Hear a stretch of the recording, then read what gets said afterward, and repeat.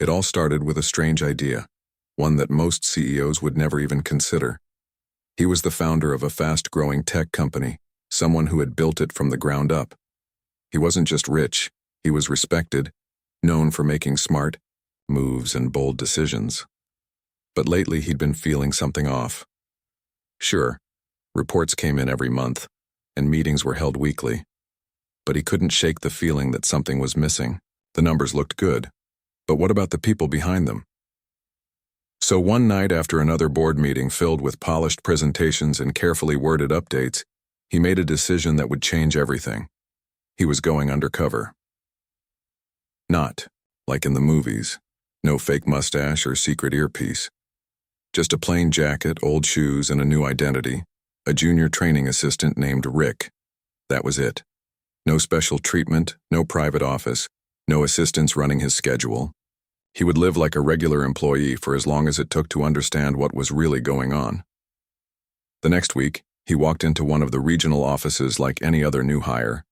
A few confused looks, a couple of raised eyebrows. But nothing more. HR gave him a badge, handed over a basic orientation packet, and sent him to the customer service department.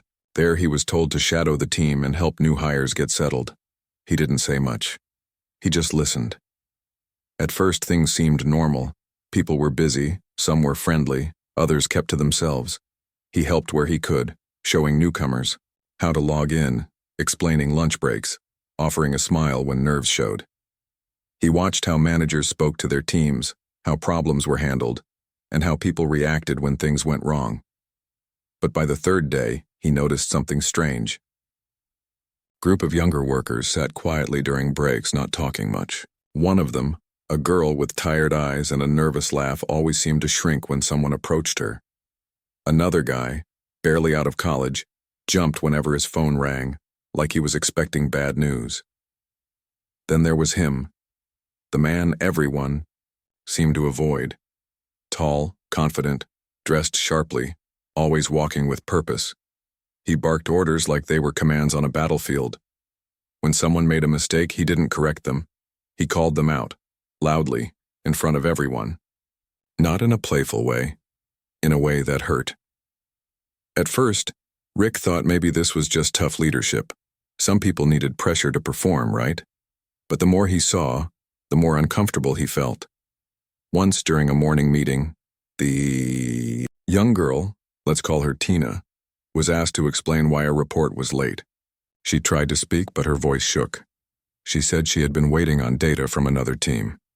Before she could finish, the man cut her off. "Excuses don't fix deadlines," he snapped. "You're here to work, not to blame others."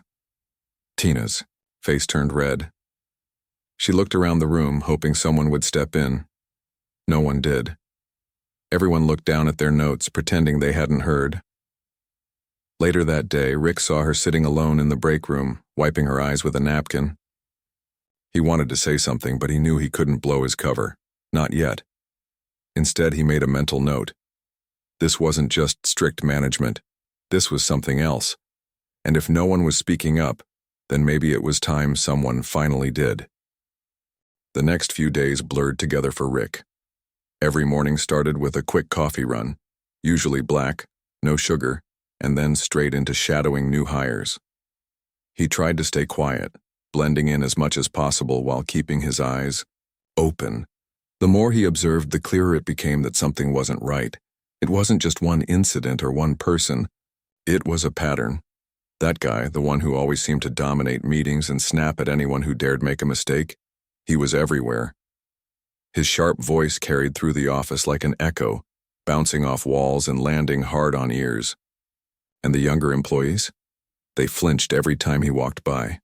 Rick noticed how some of them would huddle together during breaks, whispering nervously whenever the man passed nearby. Others avoided eye contact altogether, burying their faces in spreadsheets or emails, pretending to be busy. Even the ones who seemed confident at first glance had this subtle tension in their shoulders, like they were bracing themselves for whatever might come next. One afternoon, Rick found himself sitting across from Tina again. She was sorting through papers, her hands trembling slightly as she shuffled documents into folders. He couldn't help but notice the dark circles under her eyes. She looked exhausted. "Hey," he said softly, trying not to startle her. "How are you holding up?" She glanced up quickly, surprised that someone had spoken to her directly. For a moment she hesitated, like she wasn't sure if answering honestly was safe. Then she forced a weak smile. "I'm okay," she murmured, though her voice betrayed her words. "Just a lot going on." Rick nodded slowly, giving her space to decide whether she wanted to say more. After a pause, she added quietly, "It's just hard sometimes, you know? Like no matter what I do, it's never enough." Her tone was casual, almost like she was talking about the weather, but Rick could hear the weight behind her words. It wasn't just frustration, it was defeat. He leaned forward slightly, encouraging her to continue. "Do you mean with deadlines?" he asked gently. Tina shook her head. "Not just that, it's—" She paused, glancing around to make sure no one else was listening. When she spoke again, her voice dropped even lower. "It's him. You've seen how he is. If you mess up once, even if it's tiny, he makes sure everyone knows about it. In front of the whole team. Like last week, when I forgot to attach a file to an email. He didn't just tell me, it was like a lecture for 10 minutes. Everyone heard it." Rick felt a knot tighten in his stomach. He remembered that day vividly. The way Tina's face had turned bright red, the awkward silence that followed, the way no one dared to look at her afterward. He'd thought it was bad then, but hearing her talk about it now made it feel worse. "He does that a lot," Tina continued, her voice barely above a whisper now. "And it's not just me. Everyone gets it, especially the newer people. Like, we're supposed to already know everything, even though we're still learning." Rick nodded silently, letting her vent. He didn't interrupt. He just listened. But Tina wasn't done yet. As if a dam had broken, she kept talking, her words spilling out faster now. "Sometimes I think about leaving. I used to love this job, helping customers, solving problems, but now I spend half my time worrying about what he'll say next. It's exhausting." Her honesty hit Rick harder than he expected. This wasn't just stress or a tough work environment.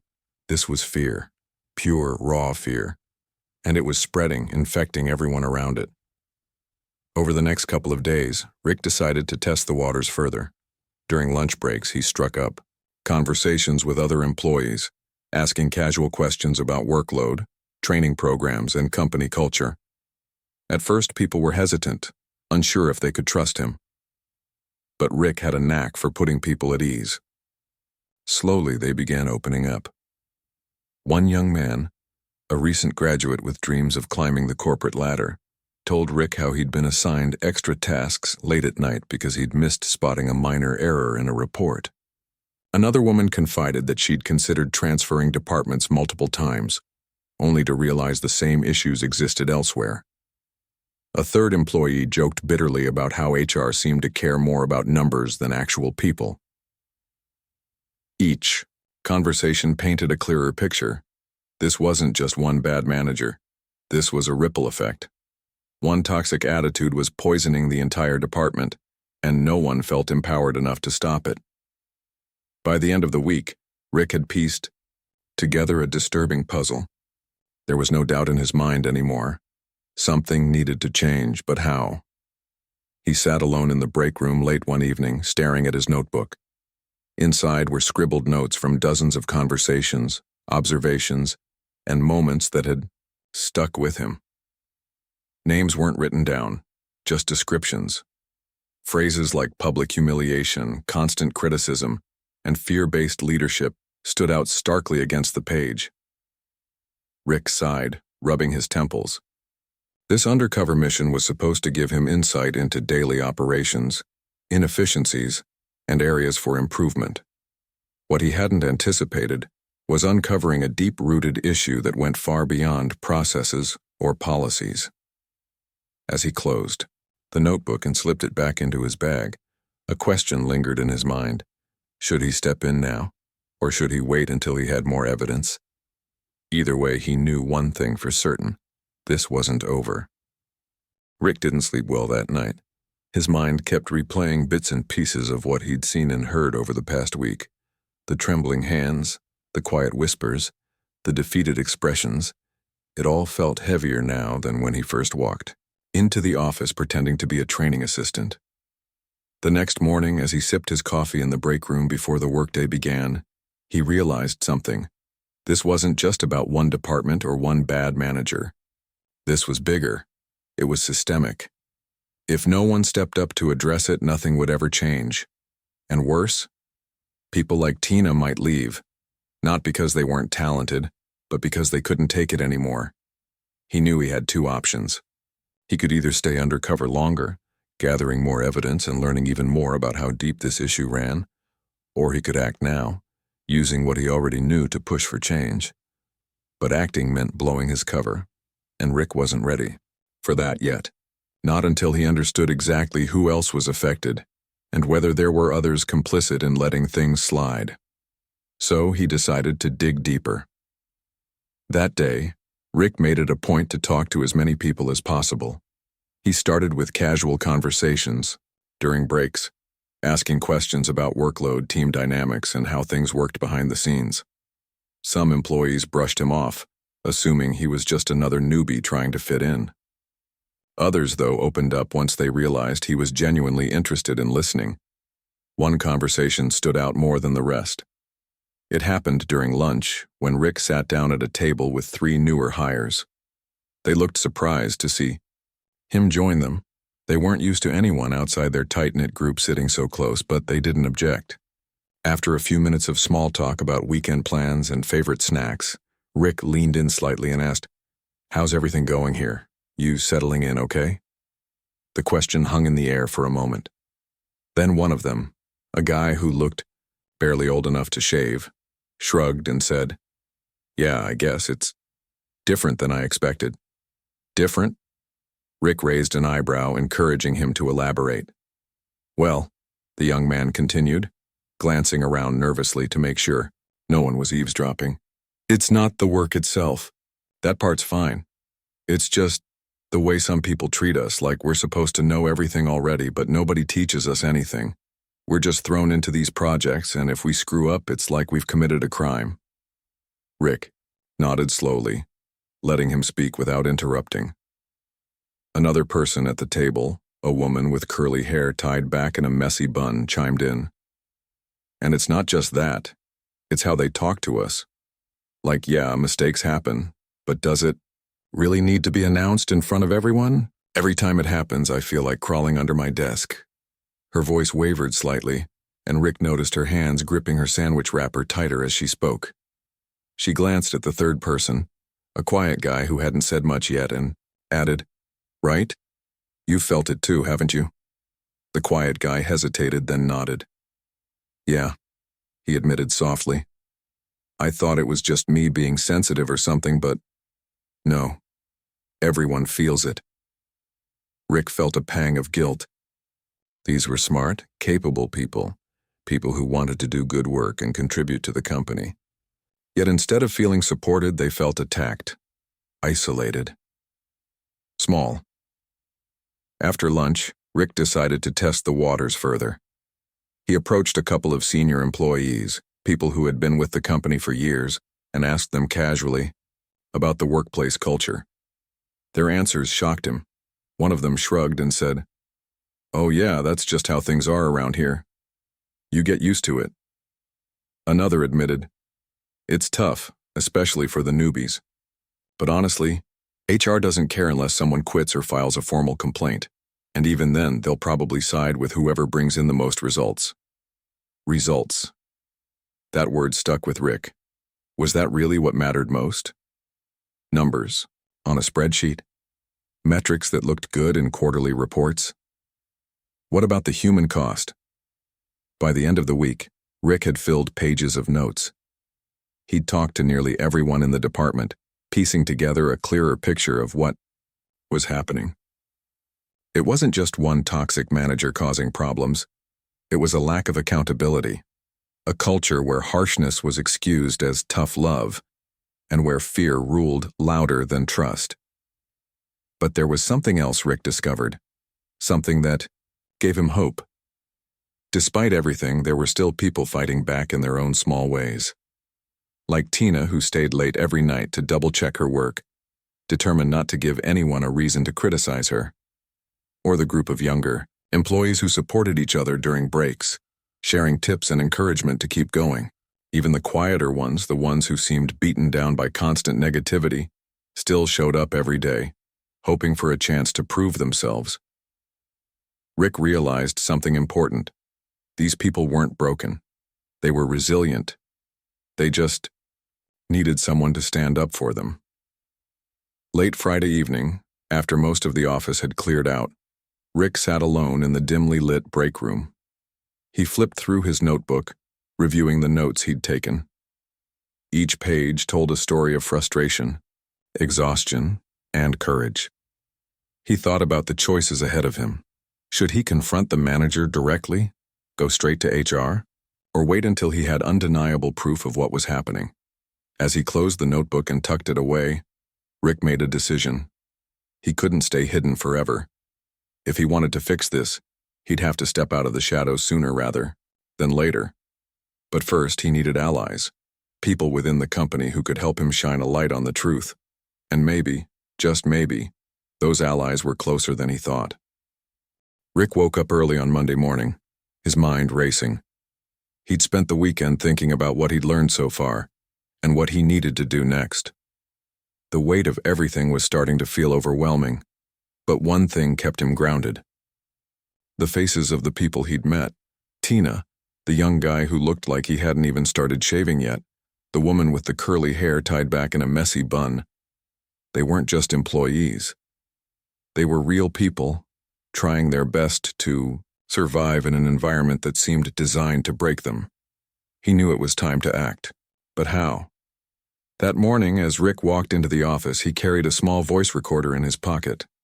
It wasn't much, but it gave him a sense of security, something tangible to back up what he already knew. He didn't want to rely solely on memory or secondhand accounts. This had to be solid, undeniable proof. The first half of the day passed quietly. People went about their usual routines, heads down, focused on their tasks. The tension in the air was subtle but constant, like a low hum you couldn't quite ignore. Rick stayed close to the younger team members, offering help whenever he could. He noticed how they relaxed slightly around him, trusting him enough to share bits and pieces of their struggles. During lunch, Rick found himself sitting with Tina again. She was quieter than usual, picking at her food without much enthusiasm. When she finally spoke, her words surprised him. "I don't think I can stay here much longer," she admitted softly, her eyes fixed on her plate. "It's not worth it anymore." Rick frowned, leaning forward slightly. "What do you mean?" She hesitated, then sighed. "I used to believe I could tough it out, you know. Like maybe if I worked harder, did better, things would get easier. But it's not getting better. It's getting worse. Every day feels heavier than the last." Her voice cracked slightly, and Rick felt a lump rise in his throat. He wanted to tell her everything, to reveal who he really was and promise her that change was coming, but he couldn't. Not yet. Instead, he said gently, "You're stronger than you think, and you're not alone. There are people who care about what's happening here, even if it doesn't feel like it right now." Tina looked at him for a long moment, searching his face for something. Maybe hope, maybe reassurance. Whatever she found, it seemed to calm her a little. She nodded slowly, though her expression remained uncertain. After lunch, Rick decided it was time to take the next step. He approached the branch manager, a middle-aged man with thinning hair and a perpetually harried look, and asked for a private meeting. At first, the manager seemed confused. "A training assistant wants to meet with me," he asked, raising an eyebrow. "About what?" "Employee morale," Rick replied simply. "I've been observing some patterns since I started, and I think it's important we address them." The manager hesitated, clearly skeptical, but eventually agreed. That afternoon, Rick sat across from him in a cramped office filled with stacks of papers and outdated motivational posters. The manager leaned back in his chair, arms crossed, looking more annoyed than curious. "So," he began, tapping his pen against the desk. "What's this about morale?" Rick took a deep breath. "I've been talking to a lot of the newer hires," he started carefully. "And there's a pattern I've noticed. A lot of them feel unsupported, overwhelmed, and, well, afraid." "Afraid?" The manager scoffed, shaking his head. "Afraid of what? We're running a business here, not a daycare." Rick didn't flinch. He'd expected resistance. Afraid of making mistakes because of how they'll be treated afterward, specifically by certain members of management. The manager's expression shifted slightly, though he still looked unconvinced. "Look, I get it. Some managers have high standards. That's not necessarily a bad thing. It becomes a problem when those standards turn into bullying," Rick countered firmly. "Public humiliation, constant criticism, unreasonable demands. It's affecting productivity and morale. People are considering leaving because of it." For a moment, the room fell silent. Then the manager sighed, rubbing his temples. "Okay, let's say I believe you. What do you want me to do about it?" Rick pulled out his notebook and slid it across the desk. Inside were detailed notes from his conversations with employees, along with timestamps and descriptions of specific incidents. He also mentioned the voice recordings, though he didn't play them. Just knowing they existed made the manager sit up straighter. "This isn't just hearsay," Rick said evenly. "This is real, and it's happening every single day. If nothing changes, you're going to lose good people, maybe even cause bigger problems down the line." The manager flipped through the pages, his frown deepening with each entry. Finally, he closed the notebook and looked at Rick, his skepticism replaced by something closer to concern. "All right," he said slowly. "Let me see what I can do." But Rick wasn't done yet. He knew the branch manager might try to brush this under the rug unless someone higher up got involved. So, he revealed his true identity, not in a flashy way, but calmly and deliberately. "Not just a training assistant," he said, watching the manager's reaction closely. "I'm the CEO of this company. I came here undercover to understand what's really going on, and what I've seen isn't acceptable." The manager's jaw dropped. For a few seconds he stared at Rick, completely stunned. Then slowly, realization dawned on his face. "Oh," he muttered, blinking rapidly. "Oh, wow." Rick nodded. "Yeah. So, this isn't just a suggestion. It's a directive. I need you to escalate this issue to corporate HR immediately, and I'll be handling it, personally." By the end of the meeting, the manager was visibly shaken, but also determined. He promised to follow through, and Rick left the office feeling a mix of relief and apprehension. He knew this was only the beginning. Later that evening, Rick confronted the department head directly. He waited until everyone else had gone home, then walked into the break room where the man was finishing his coffee. At first, the manager laughed off Rick's presence, assuming he was just another low-level employee. But when Rick introduced himself as the CEO, the laughter stopped abruptly. The man's face turned pale, his confidence crumbling in an instant. "You should have thought about your actions before now," Rick said, his voice firm but controlled. "Because trust me, you're going to answer for them." As Rick walked out of the building that night, he felt a strange mix of emotions. Relief, anger, hope, all swirling together. Change wouldn't happen overnight, but at least the wheels were in motion. And for the first time in weeks, Rick allowed himself to believe that things might actually get better. The next few days felt like a storm brewing. Rick stayed quiet, watching as the pieces fell into place. The branch manager kept his promise, escalating the issue to corporate HR within hours of their meeting. By midweek, an internal investigation was underway. Investigators arrived at the office armed with questions, notebooks, and a clear directive: figure out what had been happening and who was responsible. At first, people were confused. Rumors spread like wildfire. Some employees whispered that someone had complained about workload, while others guessed it had something to do with budgets or performance reviews. No one suspected the truth, not yet. But then the interviews began.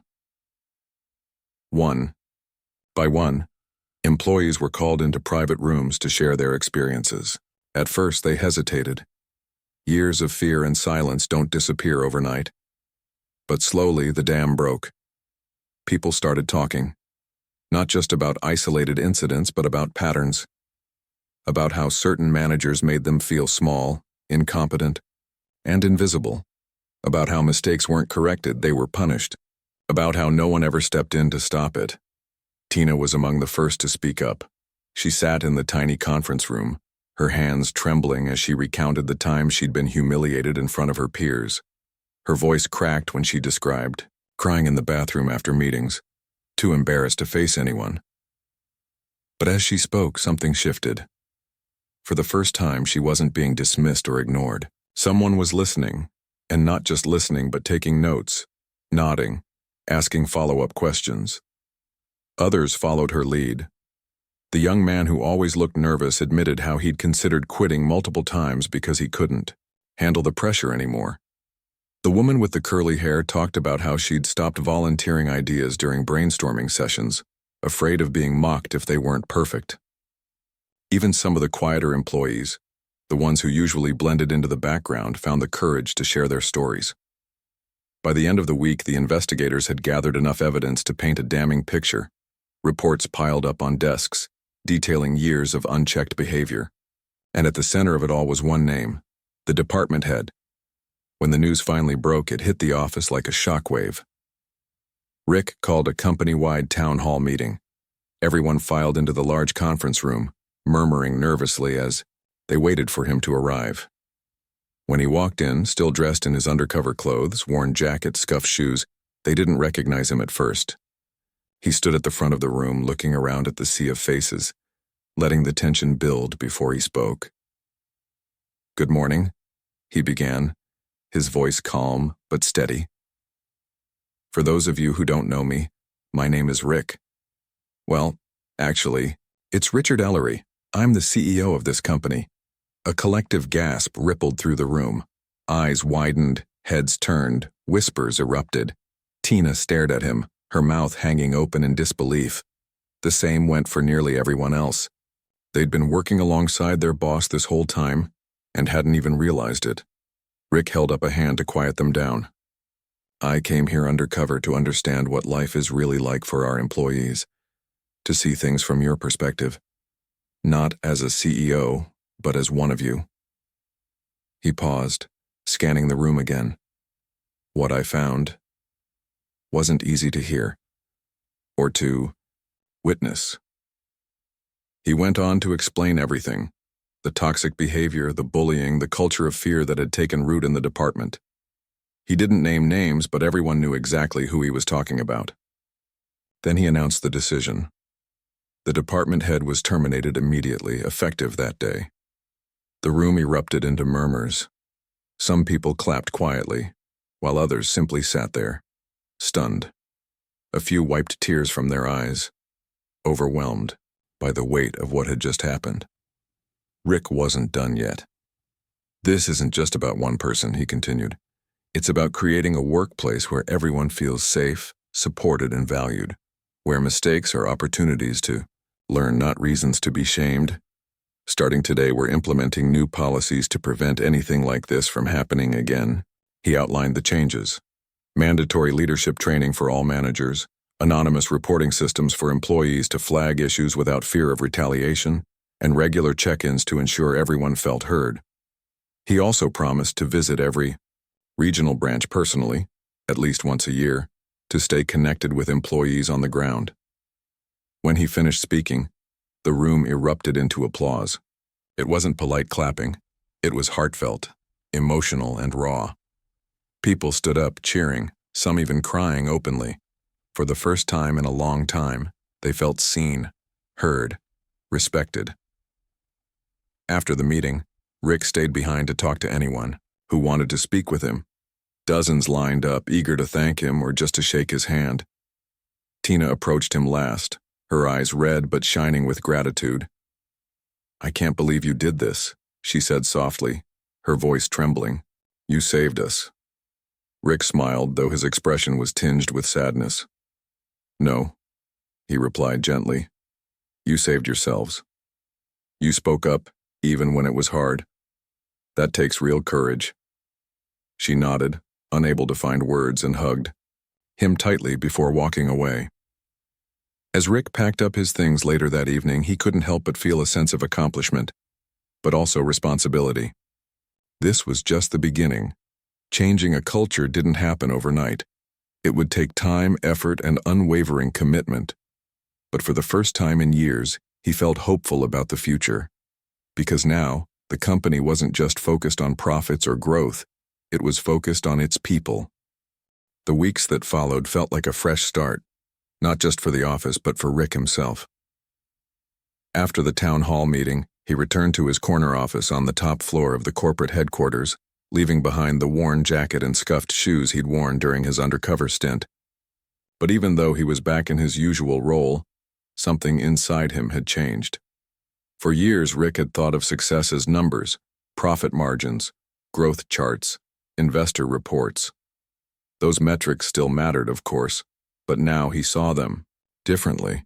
They weren't the end goal. They were a byproduct of something much bigger. People. Happy, motivated, supported people who believed in what they were doing, and in the company they worked for.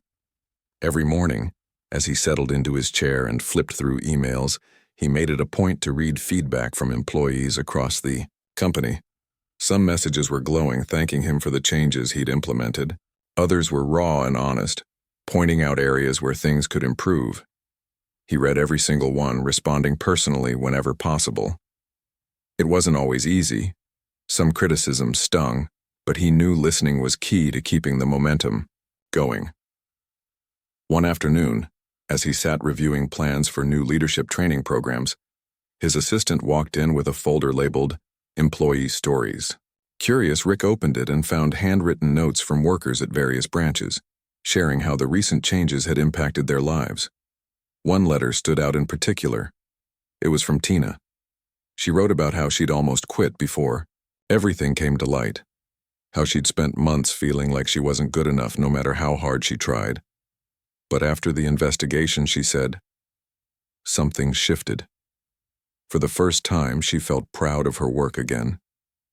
Proud to be part of a team that valued her contributions instead of tearing her down. At the bottom of the page, she added, "Thank you for reminding me why I started this job in the first place." Rick stared at those words for a long time, letting them sink in.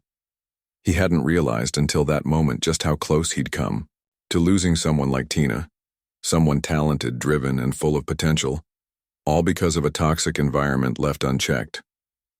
It reinforced what he already knew. Culture mattered more than anything else. But Rick didn't stop there. He decided to take his lessons further, not just within the company, but beyond it. He wrote a memo to all senior leaders, outlining a bold, new initiative. Every executive would spend at least 1 week each year working alongside frontline employees, no exceptions. The idea was simple: to remind leaders of the challenges, triumphs, and everyday realities faced by the people keeping the company running. In the memo, he included a quote from his own journal, one he'd scribbled late one night. During his undercover days, "You can't lead unless you listen, and sometimes you have to hide your title to hear the truth." When the memo went out, reactions were mixed. Some executives grumbled about the extra workload, while others embraced the challenge enthusiastically. But over time, even the skeptics began to see the value. They returned from their weeks on the ground with fresh perspectives, stories to share, and ideas for improvements they never would have thought of otherwise. Rick also made sure to celebrate the wins, big and small. When teams hit milestones or came up with innovative solutions, he made a point to acknowledge their efforts publicly. He encouraged managers to do the same, creating a ripple effect of recognition throughout the company.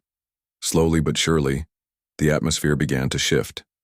Fear gave way to trust. Silence turned into collaboration, and resentment transformed into pride. Months later, Rick attended another town hall meeting, this time not undercover but openly as himself. As he looked around the room, he noticed something different. People weren't just sitting quietly waiting for announcements. They were engaged, asking questions, offering suggestions. Even the newer hires, who might have once been too intimidated to speak up, seemed confident and eager to contribute. At the end of the meeting, Rick took a moment to reflect. Change isn't easy, he admitted, addressing the crowd. It takes courage, patience, and a willingness to admit when we're wrong. But I believe in this company. More importantly, I believe in all of you. His voice softened as he continued. We've come a long way since I first stepped into that office pretending to be someone else. But our journey isn't over. We'll keep learning, growing, and striving to be better, not just as individuals, but as a team. As the applause filled the room, Rick couldn't help but smile. This wasn't just a company anymore, it was a community, a place where people felt valued, respected, and empowered to do their best work. And that, he realized, was the true measure of success.